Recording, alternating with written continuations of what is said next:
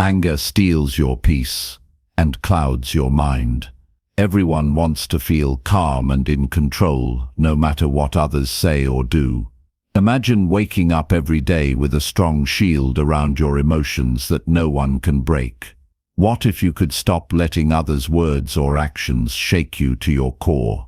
In this video, we will explore simple yet powerful ways to stay unbothered and keep your cool, even in the toughest situations. You will learn how to protect your happiness and focus on what truly matters. No more wasted energy on people who try to bring you down. This is your chance to take back control and live life on your terms with confidence and calmness. If you're ready to master your emotions and build a life free from anger and frustration, this video is for you. If you're ready to never let anyone bother you again, stay tuned. Chapter 1. Train yourself to pause before reacting to anything. You know, one of the most valuable lessons I ever learned in my life was the power of the pause, that moment right before you're about to react, right before you're about to say something you'll regret, right before you're about to raise your voice, tighten your fists, roll your eyes, walk away or explode inside. That moment right there is the moment where your future is shaped. Not the big moments when life is shining on you, but these small ones, when someone tests your patience, pushes your buttons, or makes you feel small. Those are the defining moments, and it's not easy. I understand. We're human. You feel disrespected. You feel misunderstood. You feel unseen. And the first thing that rises up is defense, right? You want to protect yourself, maybe even fight back.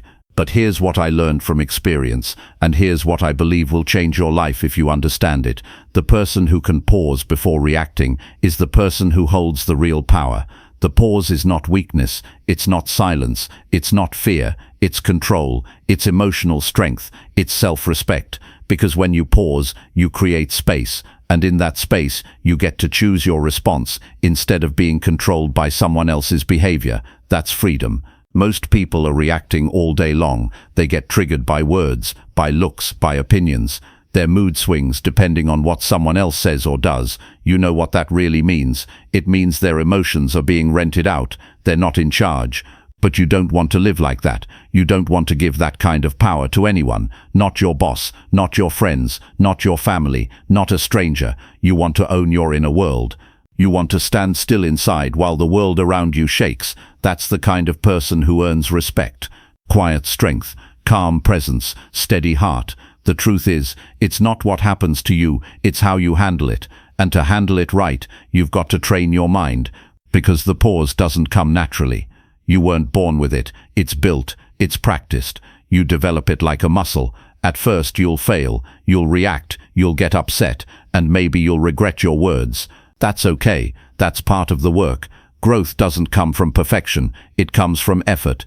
Every time you feel that anger rise, that frustration boil, you tell yourself, hold on, breathe, don't go there. You pull yourself back from the edge, not because you're weak, but because you've got something more important to protect your peace. Let's talk about why it's hard. Because anger feels like power. It gives you energy. It gives you the illusion that you're standing up for yourself. But in reality, anger often takes more than it gives.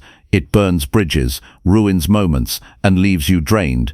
The damage done by a few angry words can take years to repair, and sometimes that repair never comes. So when you pause, you're not just stopping anger, you're saving yourself from future regret. You're buying time, time to think, time to choose, time to respond like the person you want to become, not the person you're trying to grow out of. When someone says something rude or offensive or disrespectful, you don't need to match their energy. You don't need to prove anything. You can let them be them and still be you. And that's real maturity. That's growth. That's wisdom. Because when you get angry just because someone else is angry, you've let them pull you into their storm. But when you stay calm, you pull them into your peace. You shift the energy in the room. You change the tone of the conversation. You lead by example. But again, it starts with that pause. A few seconds of silence, a breath, a look inside, a reminder that you are in control. You don't have to raise your voice to be heard. You don't have to get loud to be strong. You don't have to react to prove your worth. your presence is enough. You start by noticing the signs, that tight feeling in your chest, that rush of heat in your head, that quickening of your breath, all those physical signs. Your body is talking to you. Listen, it's saying, here comes the test, and in that test you've got two choices. You can be the old you or the better you. You can react or you can respond. You can explode or you can pause, and you don't need to fix everything in that moment. Sometimes the pause means walking away. Sometimes it means saying nothing. Sometimes it means telling yourself, I'll deal with this when I'm calm. That's not running, that's wisdom, because when emotions are high, logic is low. And when logic is low, regret is high. So many people live their whole lives reacting. They wonder why their relationships are full of conflict, why they feel stressed, why they feel stuck. And it's because they've never trained themselves to pause. They've never practiced the art of self-control. But you can. You're not stuck with the way you were raised. You're not stuck with the anger you grew up around. You're not stuck with your first reaction. You can rise above it. You can build a new habit, one pause at a time. Start small. Next time someone interrupts you, pause. Next time you get a rude message, pause. Next time you feel disrespected, pause. Give yourself that space, that moment, that breath. And in that breath, ask yourself, who do I want to be right now? Not later, not tomorrow, right now. Because who you are in those moments, those tiny invisible moments, is who you become. That's how you build character. That's how you build trust. That's how you build peace. I'll tell you this, people notice when you're the one who stays calm when others panic, when you're the one who speaks with reason when others shout with emotion, when you're the one who doesn't react when they try to get under your skin. People see that, and they start to treat you differently, with respect, with admiration, because calm is rare, and rare is valuable. You don't need to fight for peace. You protect it by pausing, by breathing, by choosing. And you can start today, one moment at a time, one test at a time, one deep breath at a time. That's how you never let anyone make you angry again. That's how you take your power back. That's how you stay free. Chapter 2. Let go of the need to always be right.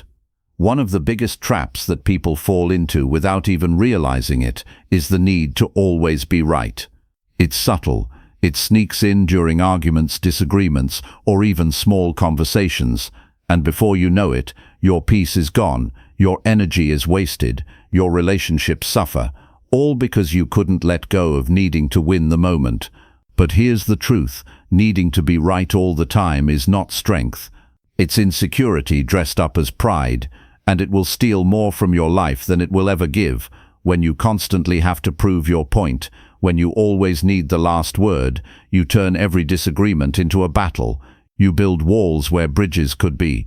And what you're really saying is, my ego is more important than this relationship. My pride matters more than our peace. But ask yourself, what's the point of being right if it costs you your calm? What's the point of winning the argument, but losing connection? There comes a time when you realize that peace is more valuable than proving a point. Being right may feel good in the moment, but it rarely brings long-term joy.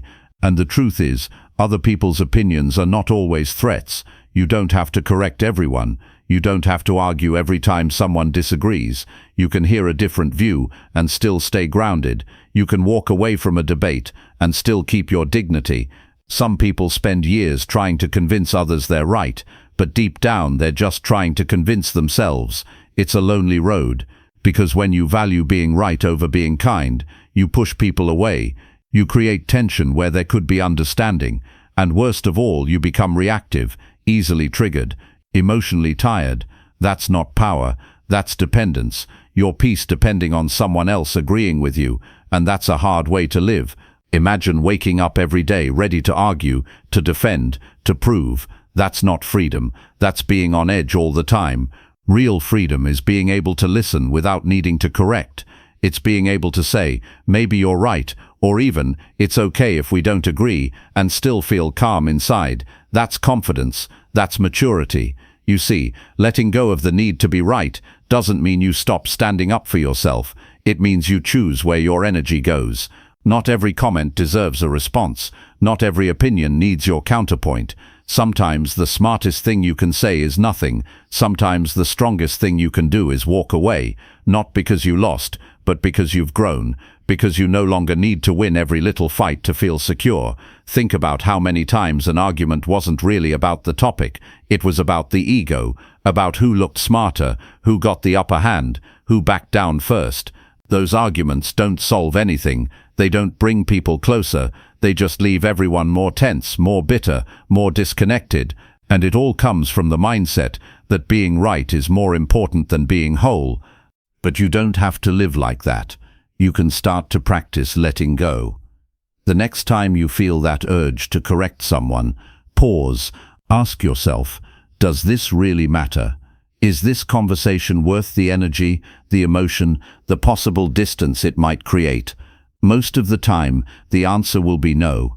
Most of the time, you'll realize that silence is wiser than trying to dominate the moment. It takes strength to hold your tongue. It takes emotional control to say, you might be right, even when you don't fully agree. It takes humility to admit when you're wrong. But these are the traits that build peace. These are the traits that earn respect. People are drawn to those who stay calm under pressure, who don't always need to win, who know their worth doesn't depend on being right, and you can still have your truth.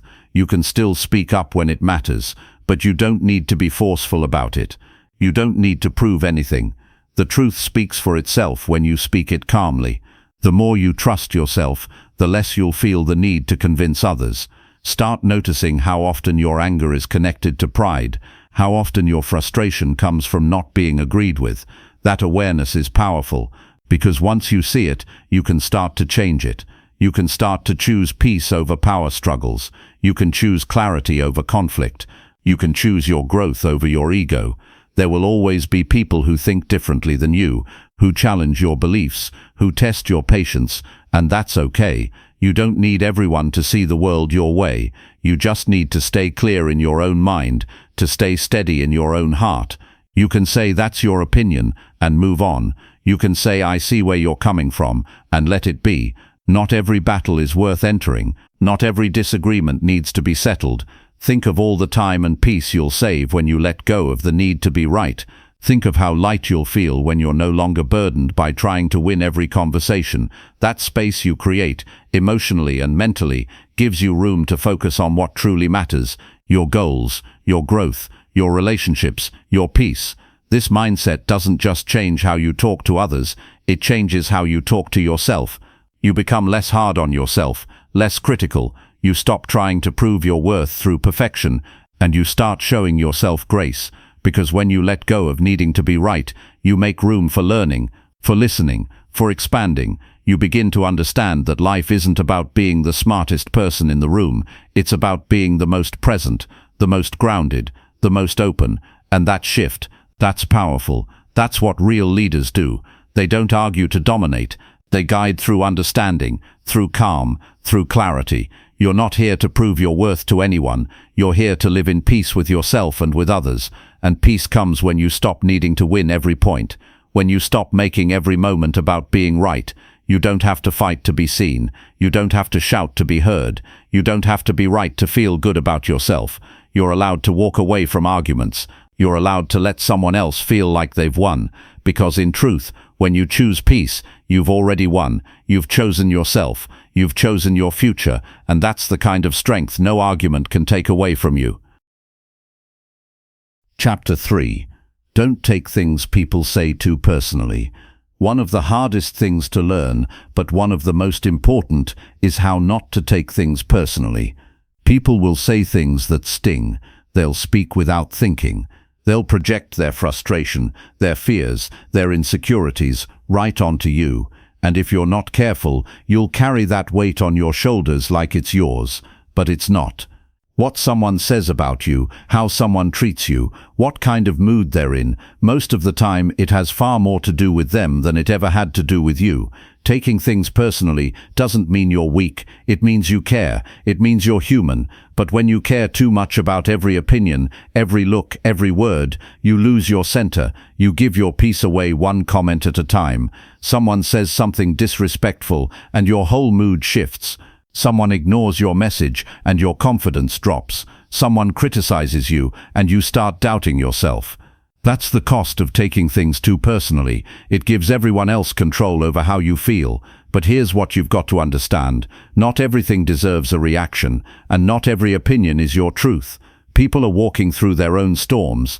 They've got their own battles, their own bitterness, their own history. When they lash out, it often has nothing to do with you. You just happen to be in the way. So don't make it yours. Don't absorb what was never meant for you. You can learn to separate what someone says from who you are. Just because someone calls you something doesn't make it real. Just because they misunderstand you doesn't mean your intentions were wrong. Just because they don't see your worth doesn't mean it disappeared. You are not defined by the opinions of others. You are defined by your own values, your own actions, your own growth. The more you anchor yourself in that, the less you'll be shaken by what others say. This doesn't mean you stop listening. You stay open to feedback. You stay aware. But there's a difference between hearing someone and letting their words wound you. You listen, you reflect, but you don't let it live in you. You don't replay it over and over in your mind until it becomes a story. That's where people get stuck. They hear something once, but they think about it 100 times, and every time they replay it, it hurts more. Train yourself to pause when you feel hurt by someone's words. Take a step back and ask, is this really about me? Did I do something wrong, or are they projecting their own pain? Sometimes you'll find there's truth in what they said, and that's okay. You grow from it. But other times you'll realize it was just their emotion, their opinion, their stress spilling out, and that's not your burden to carry. The moment you stop taking things personally is the moment you step into emotional freedom. You stop being pulled in every direction. You stop overthinking every conversation. You stop needing everyone to like you or approve of you, because you know who you are. You're not perfect, but you're growing. You're not flawless, but you're sincere. You're not here to please everyone. You're here to live honestly. People will misunderstand you. That's part of life. They'll twist your words, question your choices, doubt your intentions. Let them. That's their story to live.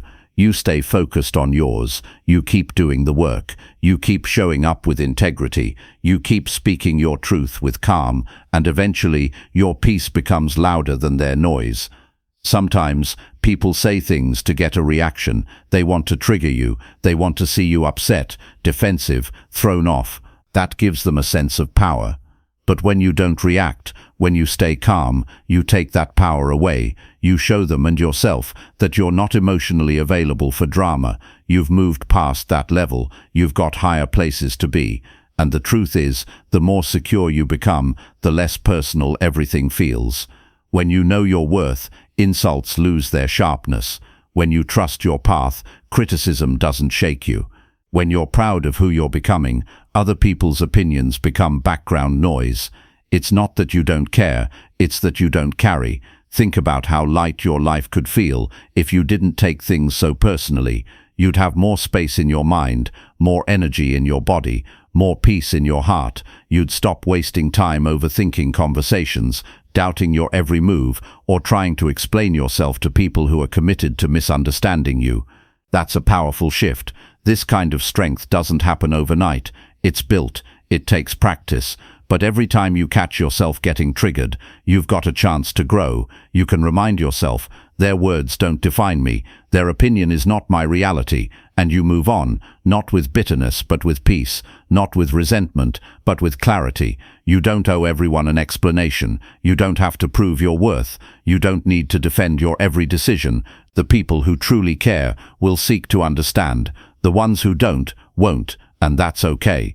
Let them think what they want. Let them feel what they feel. You stay grounded. You stay true. You are not here to carry every word that's thrown your way. You are not responsible for someone else's bad mood, broken heart, or unhealed trauma. You are responsible for your own reactions, your own growth, your own peace. That's more than enough. That's where your power lives. So choose to let go. Choose to breathe instead of react. Choose to listen without attaching. Choose to stay kind, even when others aren't. That doesn't make you weak. That makes you free. And freedom is what you're after.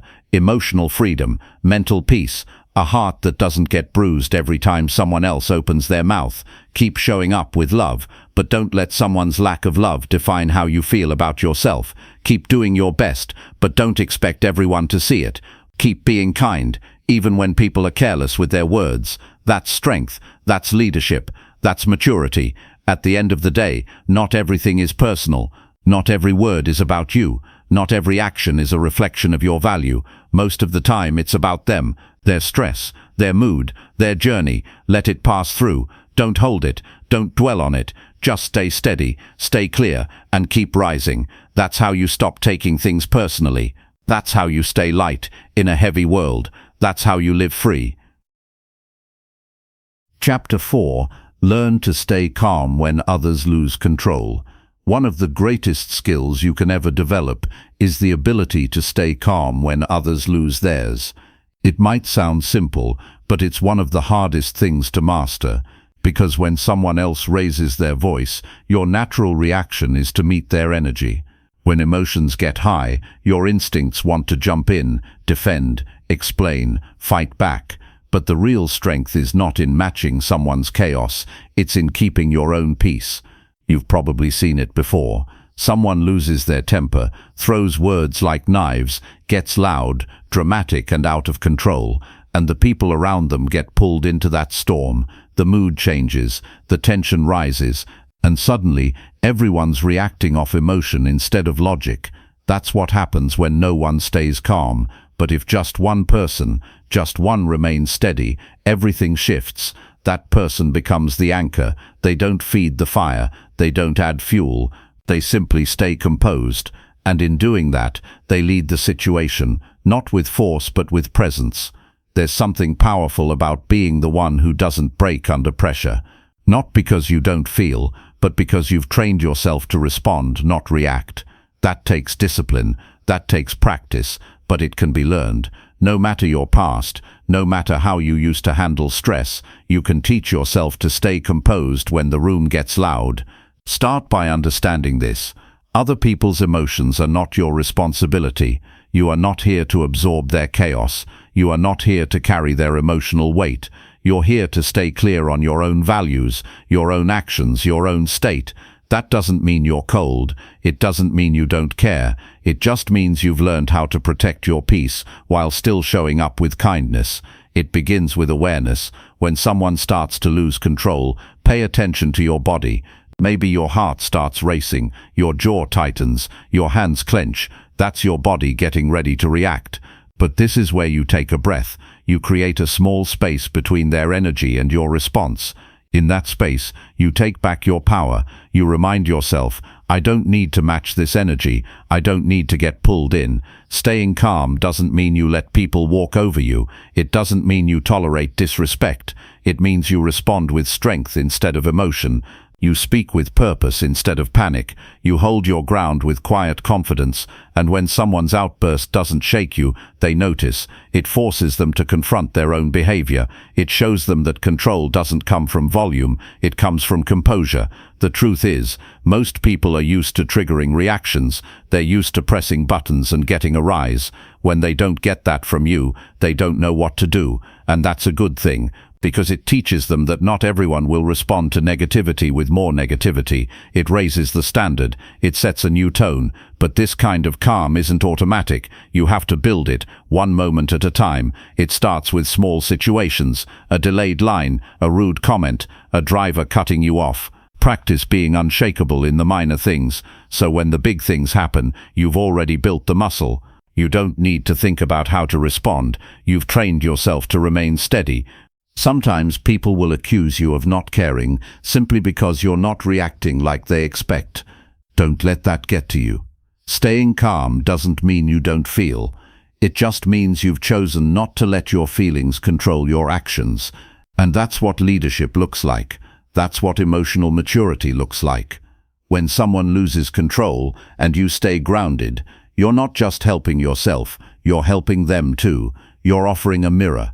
You're reminding them there's another way to be. You're showing them what it looks like to stay human when emotions are high. You're giving them a chance to return to balance. In moments of tension, ask yourself a few simple questions. Will reacting make this better? Is this the kind of person I want to be? What outcome am I actually trying to create here? Most of the time, the answers will guide you back to calm, because anger might feel powerful, but calm is power, real power, lasting power. This doesn't mean you'll never feel anger or frustration again. Of course you will, but you won't act on it immediately. You'll feel it, breathe through it, and then decide what's worth your energy. You'll stop giving your emotions away to anyone who comes with chaos.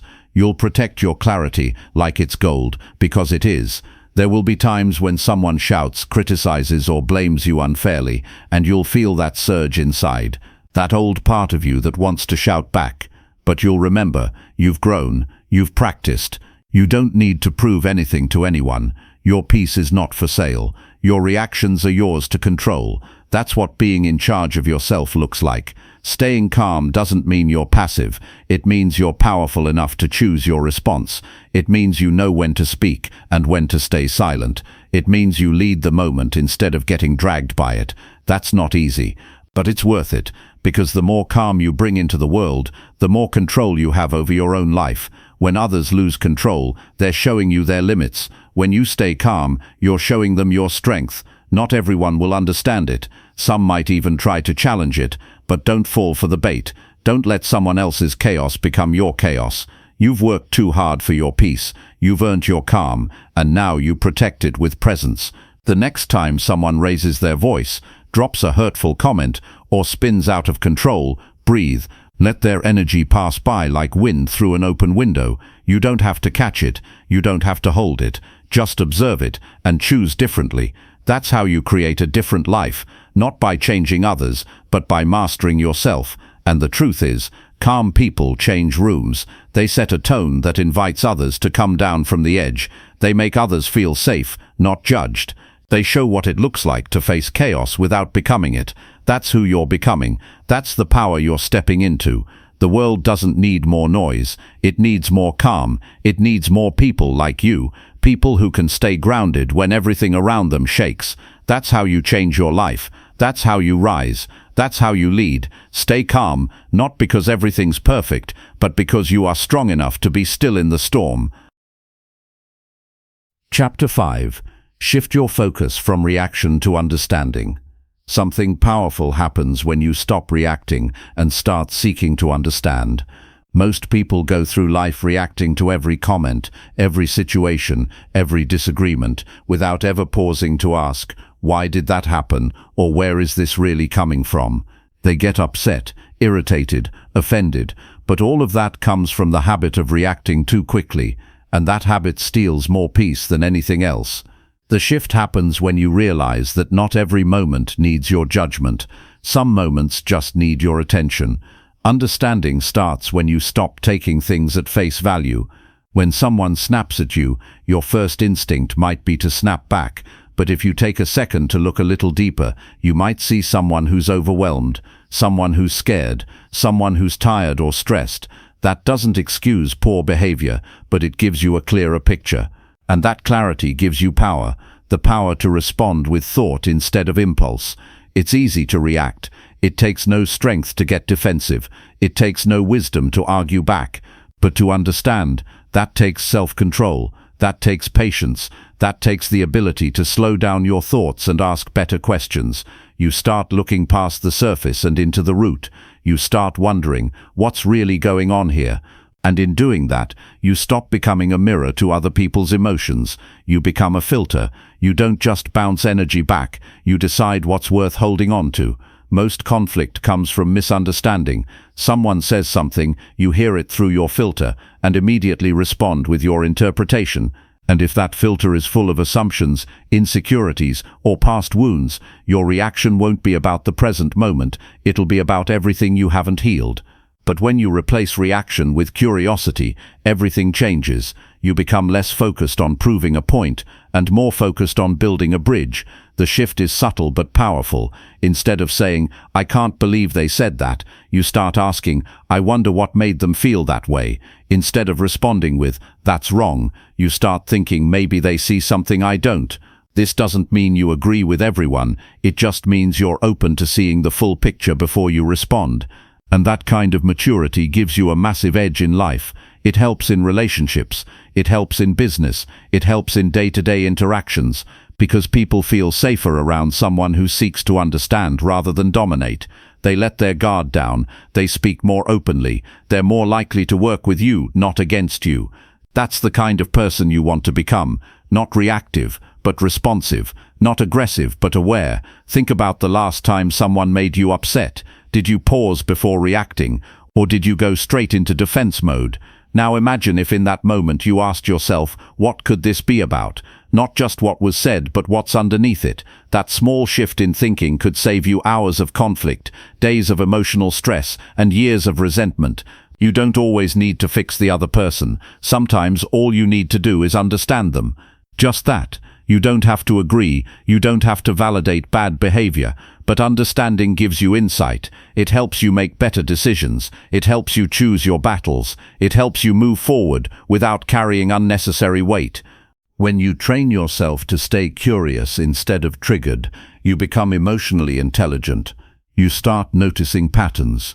You see when people are projecting. You sense when someone's pain is leaking out through their words. And instead of reacting with judgment, you respond with calm. That doesn't make you passive. That makes you wise, because you're not wasting energy on every emotional wave. You're standing in still water. Start practicing this in your daily life. When someone says something sharp, don't answer right away. Pause. Ask yourself where it might be coming from. Maybe it's stress at work. Maybe it's something they haven't dealt with from their past. Maybe it has nothing to do with you at all. That space you create before responding, that's where your power lives. There's a big difference between reacting and responding. Reaction is quick, emotional, and often regrettable. Response is slow, thoughtful, and intentional. One drains you, the other strengthens you. One creates conflict, the other builds connection. And once you feel the difference, you won't want to go back. Understanding doesn't mean you let people walk over you. It means you handle things with intelligence instead of intensity. You can still stand firm, you can still hold boundaries, but you do it with clarity, not with chaos. You know when to speak and when to stay silent. You know when to let something go and when to address it directly. That's what real control looks like. Not controlling others, but controlling yourself. You don't need to raise your voice to be heard. You don't need to rush into every disagreement. Sometimes the most powerful move is staying quiet until you understand the full story. That's not weakness, that's leadership. That's how wise people live. They observe, they learn, they respond with awareness, not emotion. This isn't always easy. Sometimes your emotions will rise before your mind catches up. You'll feel the heat, the frustration, the urge to react. But even then, you have a choice. You can pause, you can breathe, you can ask yourself, what's the goal here? Is it to be right or to be effective? Is it to win or to grow? When your focus shifts to understanding, you start to see people differently. You stop labeling them as difficult or toxic or wrong and start seeing them as human, flawed, complex, doing their best with what they know. That doesn't mean you accept harmful behavior, but it helps you respond without bitterness. You act from principle, not from pain. And over time, this shift changes how people treat you. Because when you stop reacting, you stop feeding drama, you stop inviting conflict. People learn that you're not easy to rattle, that you won't be baited into arguments, that you speak with intention, not irritation. And that reputation, that earns you trust, respect, and influence. You don't need to have all the answers. You just need to be open to seeing things as they are, not as your emotions interpret them. That's how you free yourself from reactive living. That's how you stop being a prisoner of other people's behavior. That's how you take back control of your emotional world. Keep choosing understanding. Keep choosing clarity. Keep choosing depth over reaction. It might take time. It might take practice. But every time you do, you build a stronger version of yourself. One that isn't shaken by noise but grounded in wisdom. One that isn't moved by every comment but guided by purpose. One that doesn't just survive the moment but grows through it. That's who you're becoming. That's where your power is. Shift from reaction to understanding, and everything begins to change. Chapter 6. Remind yourself they control them, not you. One of the most freeing truths you'll ever accept is this: people control themselves, not you. Their moods, their choices, their words, their attitudes, that's all on them. You don't have to carry it. You don't have to take it in. You don't have to fix it. That burden does not belong to you. The more you remind yourself of this truth, the more peaceful your life becomes, because so much unnecessary pain comes from forgetting where your responsibility ends and theirs begins. You're not in charge of how someone speaks to you. You're only in charge of how you respond. You don't get to decide how someone behaves, but you do get to decide whether that behavior has power over your peace. And that distinction is everything, because once you understand this, people lose the ability to control your emotions just because they can't manage theirs. You stop reacting to every outburst, every criticism, every cold attitude. Instead, you start responding with clarity, not emotion. There's a tendency in all of us to take responsibility for how others feel, especially when they're close to us. We want to make it better, we want to calm the storm, we want to fix the situation. But if someone is constantly up and down, that's not a reflection of you, that's their emotional landscape. And it's not your job to stabilize someone who refuses to take responsibility for their own reactions. It helps to remind yourself that everyone is responsible for their own energy. If someone brings negativity into your space, you don't have to match it. You don't have to absorb it. You don't have to defend yourself against it. You can simply recognize it as their storm, not yours. That kind of awareness keeps you grounded. It keeps your mind clear. It keeps your emotions from being pulled in every direction by someone else's lack of control. Some people use their emotions as a weapon. They want you to feel what they feel. They want to transfer their stress, their anger, their guilt onto you. And the moment you accept it, they gain power. But when you remind yourself, they control themselves, I control me, you set a boundary, not just in conversation, but in your own inner world. You say, this doesn't belong to me, and I refuse to carry it.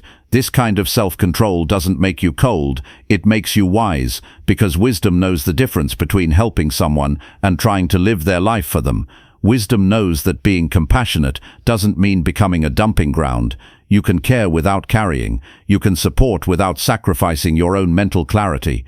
It takes strength to stay in your own lane emotionally. When someone lashes out, it's tempting to take it personally. When someone's upset, it's easy to feel responsible. But that pattern drains you. It turns every interaction into an emotional tug-of-war. And over time, it burns you out. You start walking on eggshells. You start adjusting who you are just to avoid triggering someone else's reactions. That's no way to live. That's not freedom. That's emotional imprisonment. Every time you remind yourself that people are in charge of themselves, you reclaim a little more of your own power. You don't need to make sense of someone else's behavior to feel at peace. You don't need an apology to move on. You don't need someone to validate your feelings before you decide to protect your energy. All of that is in your control. You'll meet people who blame you for their reactions. They'll say, you made me angry, or you upset me. But the truth is, no one can make you feel anything without your permission. Emotions are created from within. Your thoughts create your feelings. So when someone says you're the cause of their breakdown, remember, they chose their reaction, even if it was unconscious, and you're not responsible for their lack of awareness. Even if you made a mistake, even if you said something wrong, their response is still theirs to own. You can be accountable without accepting blame for how someone else chooses to handle the situation. That's called emotional responsibility. And more people need to practice it. You don't get to choose what people say to you, but you get to decide whether it takes root in your mind. You don't control what they think about you, but you choose whether you let it shape your identity. And you don't control whether they respect your boundaries, but you absolutely control whether you keep showing up in places where your peace is disrespected. This mindset frees you from needing to manage the emotions of everyone around you. It frees you from feeling guilty for someone else's inner struggle, and it gives you the space to focus on your own growth. When your energy isn't being drained by trying to keep others happy, calm, or comfortable, you can finally focus on becoming who you're meant to be. This kind of clarity doesn't mean you cut everyone off. It means you start seeing things for what they are. You stop over-personalizing, you stop internalizing the moods of others, and you start living with stronger emotional boundaries. Sometimes people are going to be upset with you no matter what you do. That's not your fault. That's their perspective. That's their pattern. If you let that control you, you'll be constantly adjusting your behavior to avoid someone else's discomfort. But if you remember that they're responsible for their own emotions, you give yourself permission to be honest, to be direct, and to protect your space without guilt. And when someone tries to pull you into their emotional chaos, you can respond with calm, not conflict. You can say, I understand you're upset, but I'm not going to let that take me down too. You can listen without agreeing and walk away without feeling like you've failed. That's real self-mastery. That's living above the noise. The truth is, people are going to be who they are. Some will grow, some won't. Some will take ownership of their behavior. Some will blame everyone else. But you don't have to follow their lead. You can choose differently. You can rise above. You can walk in clarity while others remain confused. Keep reminding yourself, their behavior belongs to them, their emotions belong to them, their choices are not your responsibility, and every time you live from that mindset, you become stronger, you become more peaceful, you become unshakable. You don't have to fix people, you don't have to explain yourself endlessly, you don't have to play emotional detective, trying to figure out why someone acts the way they do. You just need to stay rooted in your own truth. You need to know who you are, what you allow, and what you no longer accept. And if someone doesn't like your peace, that's not your problem. If someone resents your boundaries, that's not yours to carry. If someone wants you to take on their anger, their guilt, their frustration, you have every right to say no. You're not here to be a container for other people's chaos. You're here to live your life with clarity, purpose, and strength. And that starts by knowing what belongs to you and what doesn't. They control them, you control you. Never forget that. Chapter 7. Stop expecting others to act your way. One of the surest ways to stay frustrated and disappointed is by expecting people to behave exactly how you would. It sounds simple, but it quietly ruins a lot of relationships. You think, if I would never say that, why would they? Or I would have handled that differently, why didn't they? And slowly, you start getting upset, not just at what people did, but at what they didn't do the way you would have. That mindset pulls you into a constant loop of irritation, because you've set a personal standard for others that they never agreed to live by. You've got to remind yourself, people don't see the world the same way you do. They weren't raised like you. They didn't go through your experiences. They don't carry your exact values or think the way you think. Expecting them to act like you is not just unrealistic, it's unfair, and it sets you up for constant conflict. You'll always be measuring others against an invisible standard only you understand.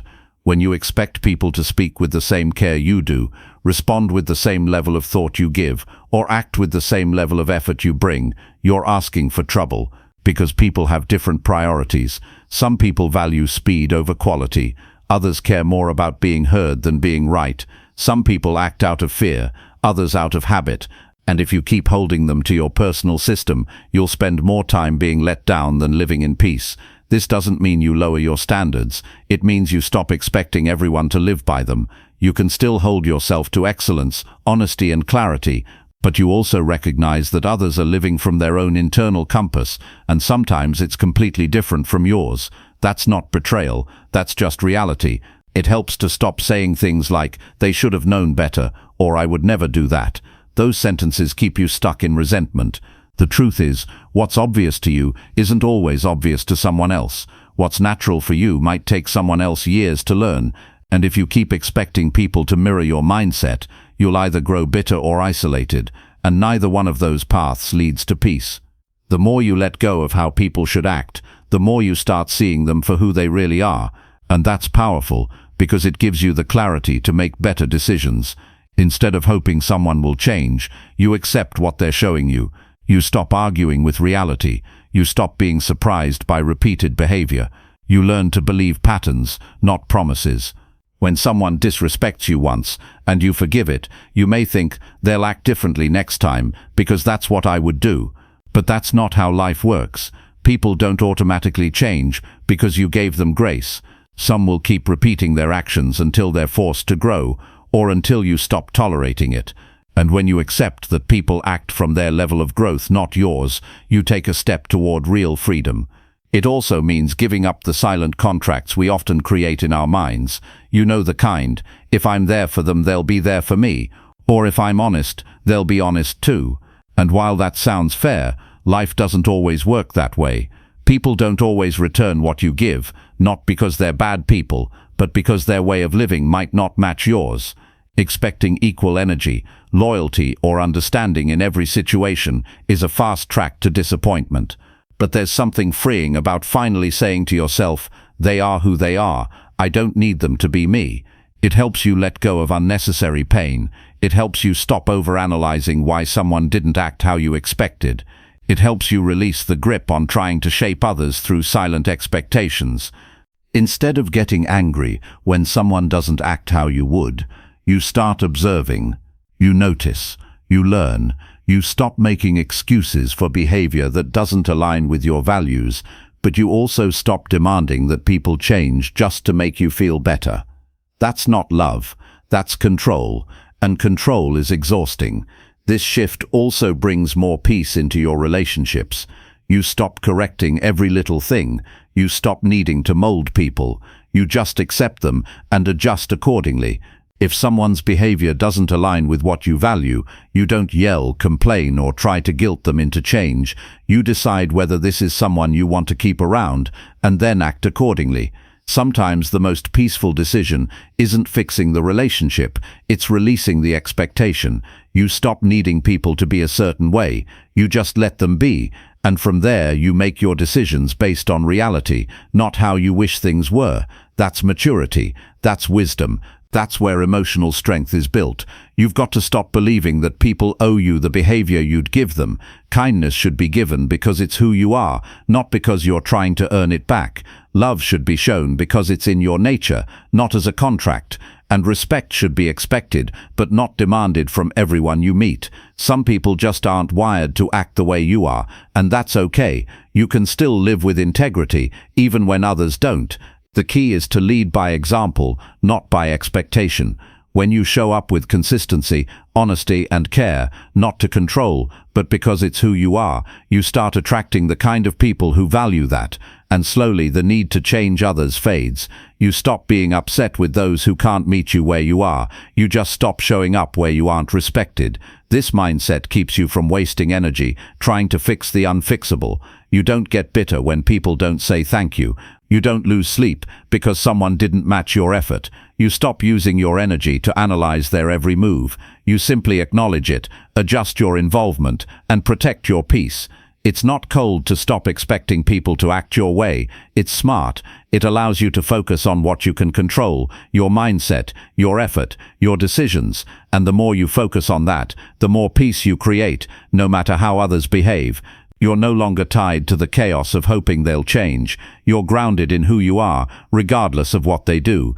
This is what strength looks like, not needing to control anyone else to feel calm. You don't chase explanations. You don't beg for understanding. You don't need people to get it before you let go. You just live aligned with your truth. And if they rise with you, great. If they don't, you keep walking in peace. And yes, there will still be moments when someone's actions sting, when you wish they had handled things the way you would. But in those moments, remind yourself, they are living from their level of awareness, not yours. You can't teach someone your heart. You can only show it, and then protect it from places where it's not valued. So stop expecting others to act your way. It doesn't make you bitter. It makes you clear. It keeps you from trying to rewrite people's behavior. It helps you love without conditions, connect without control, and walk away without regret. That's the kind of strength that brings peace.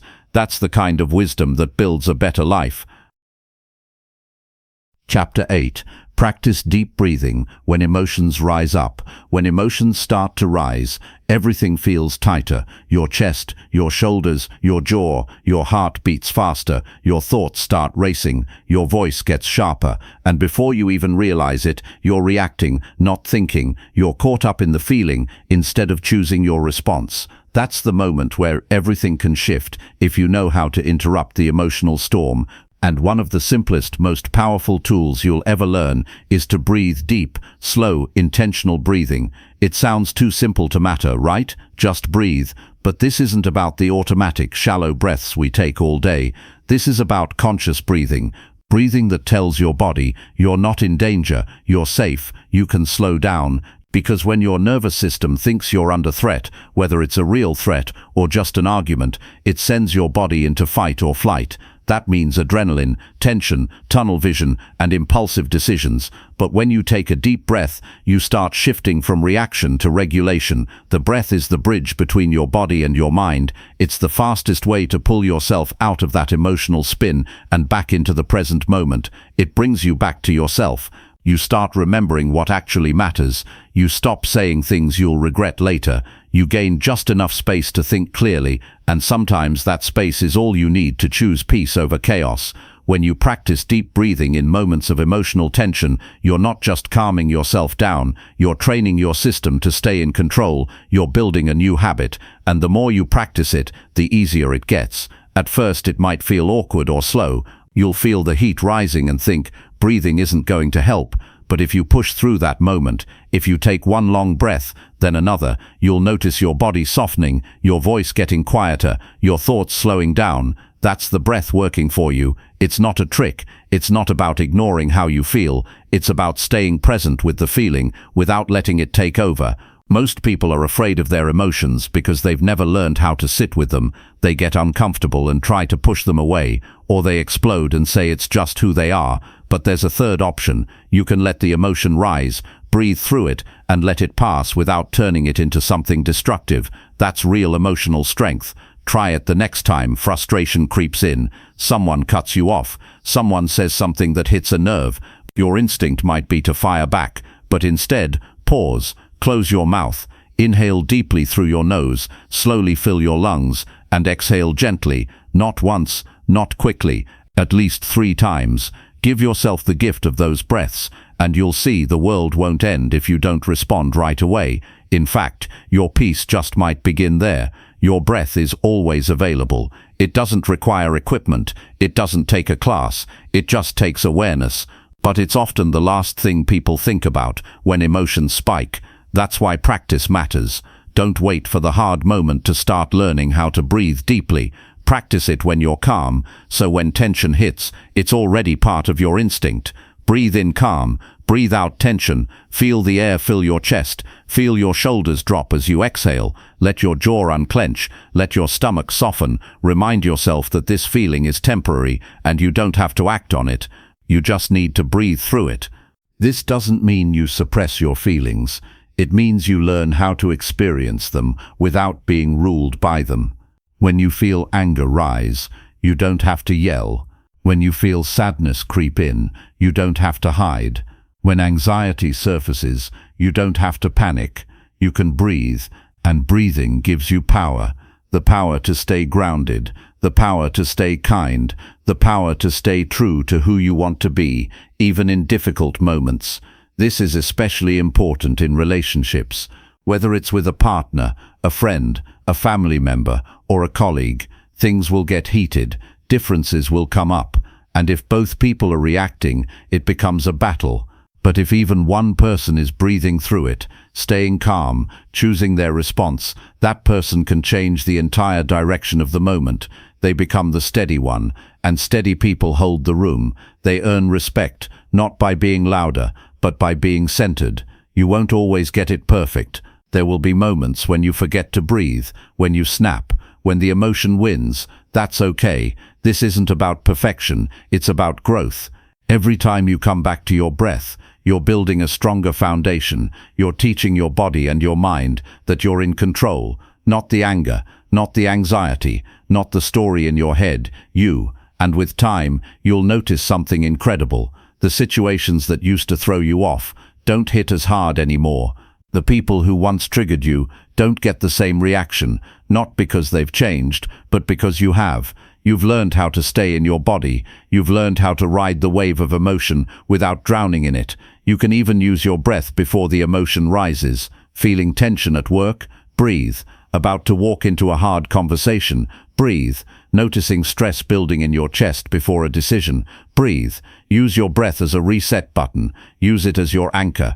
Use it as your reminder that you are not your reaction, you are the space between the emotion and the choice. This habit alone can change your life. It can improve your communication. It can heal your relationships. It can protect your health, because stress that's never processed gets stored in your body, and over time, that takes a toll. But when you breathe deeply, you release, you give your nervous system a chance to settle, you allow your thoughts to soften, you come back to balance. In this noisy, fast, emotionally charged world, being the person who knows how to breathe is a superpower. It's simple, it's quiet, but it's transformative. You don't need to be loud to be strong. You don't need to react to be respected. You just need to know how to stay in your power when the moment tries to pull you out of it, and your breath is the way back. So don't underestimate this. Practice it, use it, lean on it. Let your breath remind you of who you are when your feelings try to take over. Let it bring you back to calm. Let it keep you steady. Let it carry you through the storms that others don't see. Because the ones who breathe before they speak, the ones who pause before they react, are the ones who live with the most peace, the most strength, and the most clarity. You can be that person. You just have to remember to breathe. Chapter 9. Respond to people with calm, short replies only. When emotions are running high, words can either fuel the fire or put it out. One of the most effective ways to keep your peace in tense moments is to respond with calm, short replies. It's a strategy that takes discipline and clarity, but offers incredible results. The more you practice it, the more you control the conversation and your emotions. It's a way to say, I'm here, but I'm not going to be pulled into chaos. When you respond briefly and calmly, you reduce the opportunity for conflict to escalate. Long explanations, heated arguments, and over-explaining give fuel to the fire. They invite more questions, more frustration, more back and forth. But when you keep your answers simple and steady, you create a pause in the energy. You don't throw gasoline on the fire, you let it burn out naturally. That pause helps everyone involved breathe a little easier. Calm, short replies aren't about being rude or dismissive. They're about protecting your emotional energy. It's about setting a tone that says, I'm not here to fight. When someone tries to provoke you, a simple, steady response can disarm them. It tells them that you're not reacting emotionally, and that takes away their power to stir you up. Think about times when you've been in an argument or tense conversation. Did you ever say too much trying to explain yourself, only to find things getting worse? Did you get caught in a loop where your words just kept building tension? That's exactly what happens when we over-respond. Our words become weapons or shields, but they rarely lead to peace. By practicing short, calm replies, you stop the cycle. It's not about ignoring people or walking away. It's about communicating with clarity and control. For example, instead of explaining every detail when someone accuses you, a calm "I see your point" or "I understand" can acknowledge them without feeding the fire. Instead of a long justification, a quiet "let's talk about this later" can give space for emotions to settle. This approach is especially useful when dealing with difficult people. Some folks thrive on arguments. They want to pull you into their drama. They want a reaction. When you respond with calm and brevity, you don't give them what they want. You stay above the noise. You protect your peace. And sometimes, that's the best response you can give. It takes practice because our natural instinct is often to defend ourselves with words. We want to be heard, understood, and validated.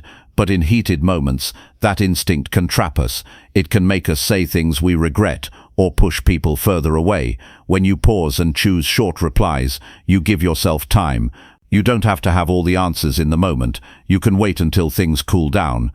Short, calm replies also prevent misunderstandings. When you keep your responses clear and simple, there's less chance of being misinterpreted. Long-winded answers can confuse people or give them more material to argue over. But a calm, direct sentence cuts through noise. It's like drawing a clear line in the sand. This is what I'm saying, and I'm not going to add more right now. This method works well in person and online. Text messages, emails, social media, anywhere where emotions can flare quickly. It's tempting to write long replies to defend yourself, but those often escalate conflict. Short, calm replies keep the door open without inviting more tension.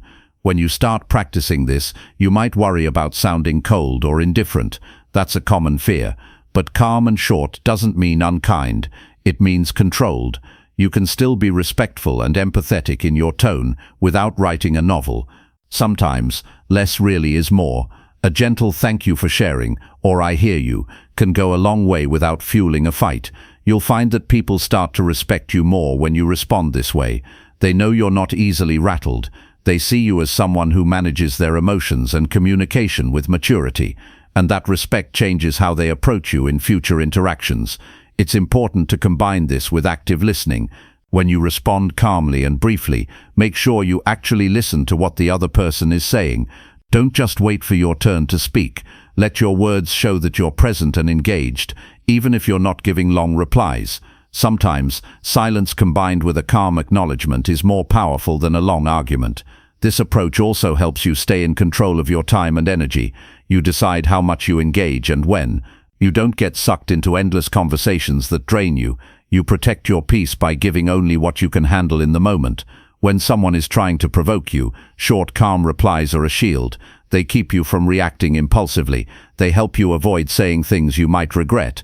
They remind you that you are in charge of your response, not the other person.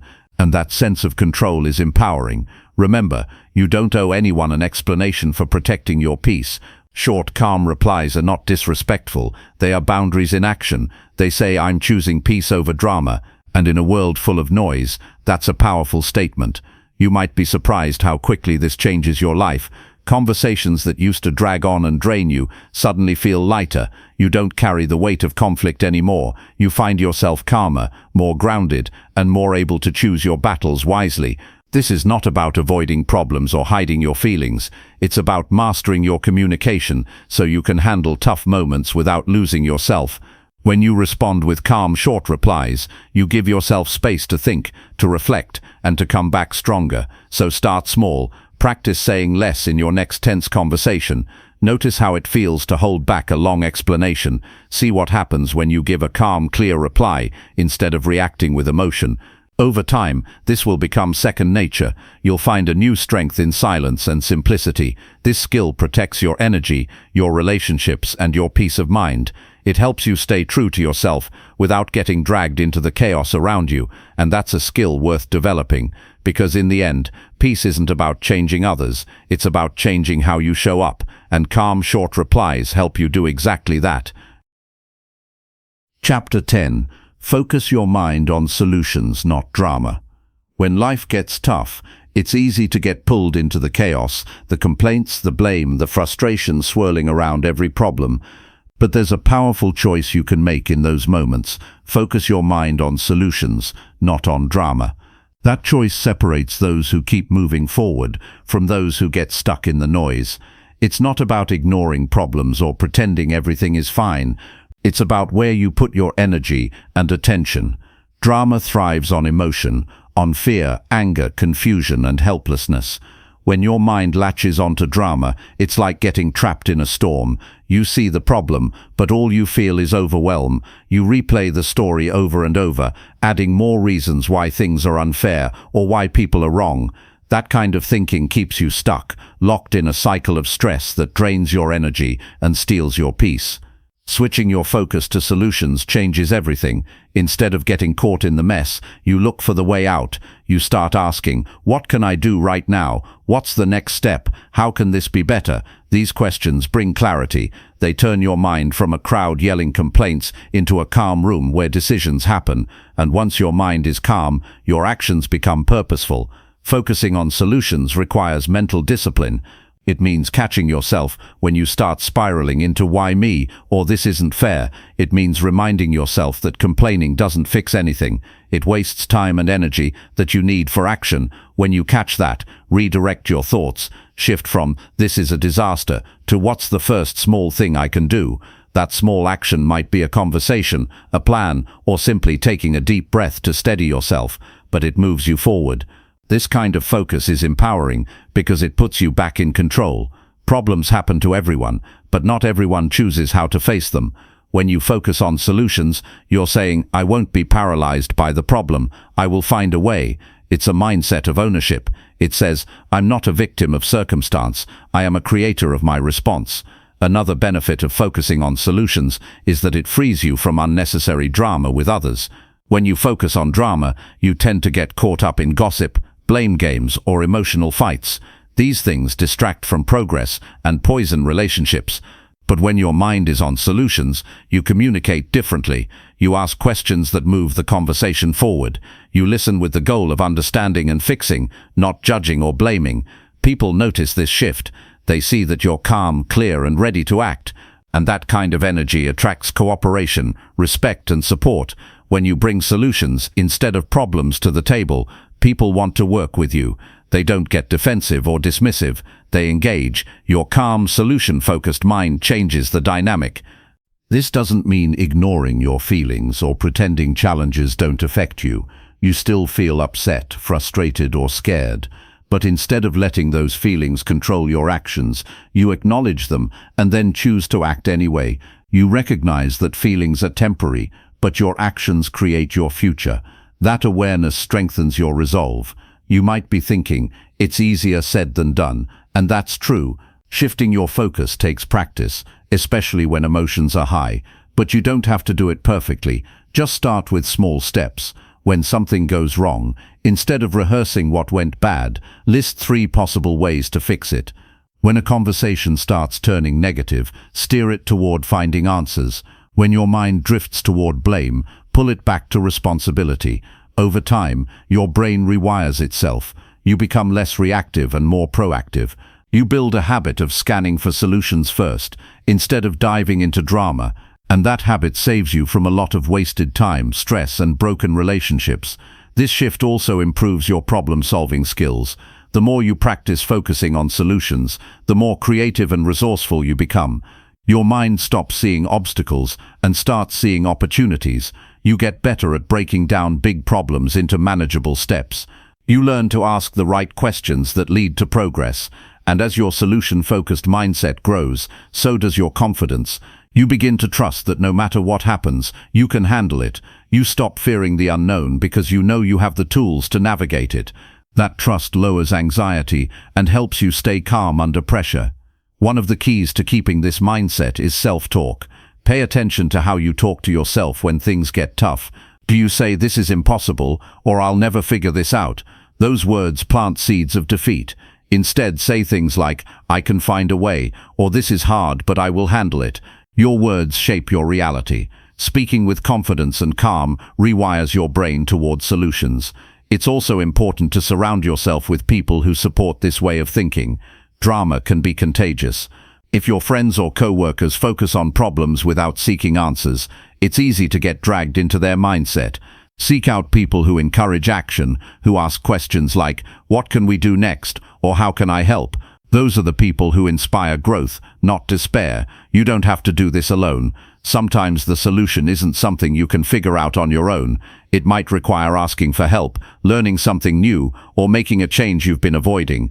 But even then, focusing on solutions means looking for the next step instead of dwelling on what's wrong. Life will always throw challenges your way. You won't always like the cards you're dealt, but your peace and progress depend on where you place your attention. Will you give energy to endless complaints, or will you harness that energy to find answers? The choice is yours every time. When you train your mind to focus on solutions, you break free from the chaos that holds most people back. You rise above the noise. You become a source of calm and clarity, even when everything around you is falling apart. That kind of strength changes not only your life, but the lives of those around you. So start today. When a problem comes up, pause, take a breath, look away from the drama.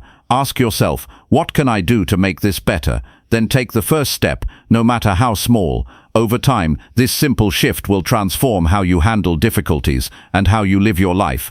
You have the power to choose peace over chaos, progress over paralysis, and solutions over drama. Your mind is the gateway to that power. Focus it wisely, focus it with intention, focus it on what moves you forward, because when your mind leads with solutions, your life follows with peace, purpose, and strength.